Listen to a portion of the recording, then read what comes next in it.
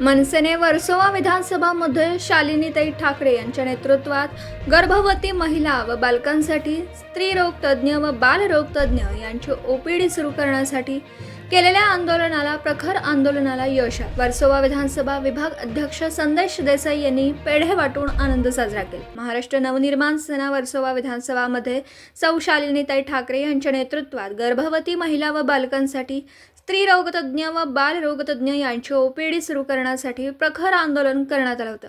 मुंबई महानगरपालिका अधिकारी यांनी मनसेच्या आंदोलनाची दखल घेत कॅप्टन सुरेश सावंत मार्ग येथे ओपीडी सुरू करण्यात आली। मनसेच्या आंदोलनाला मिळालेल्या यशामुळे वर्सोवा विधानसभा विभाग अध्यक्ष संदेश देसाई यांनी पेढे वाटून आनंद साजरा केला।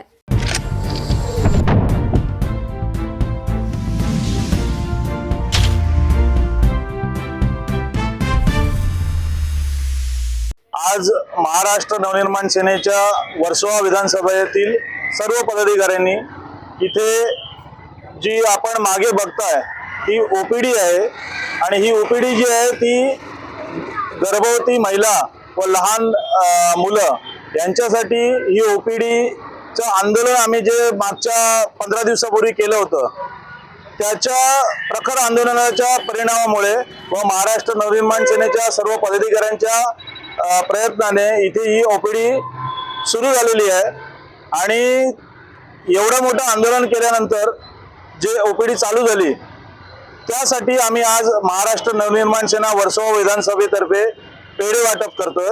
तसेच हे जे आंदोलन आहे त्याच्यासाठी महानगरपालिकेचे अधिकारी ज्यांनी सहाय्य केलं त्यांचं पण आम्ही अभिनंदन करतो। ज्या आमच्या कार्यकर्त्यांनी या आंदोलनात सहभाग घेतला आणि हे आंदोलन यशस्वी केलं त्यांचं पण मी अभिनंदन करतो।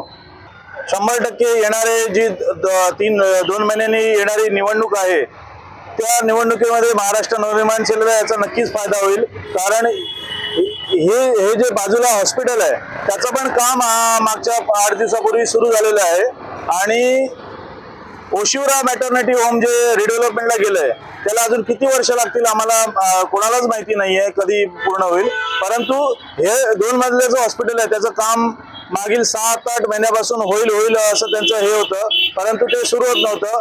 मनसेच्या दणक्याने ते पण काम सुरू झालेलं आहे, कंत्राटदार नेमला गेलेला आहे आणि त्याचं काम सुरू झालेलं आहे आणि येणाऱ्या काळामध्ये मनसेला याचा नक्कीच फायदा होईल। माझं वर्सोव्यातील महिलांना एकच सांगणं आहे की आपल्या एरियामध्ये मॅटर्निटी होम किंवा ओपीडी ची सुविधा मागील 3 वर्षापासून नव्हती। आपण टोपीवाला जे गोरेगावला तिकडे जात होतात आणि मनसेच्या अथक प्रयत्नाने व आंदोलनामुळे ही ओपीडी सुरू झालेली आहे।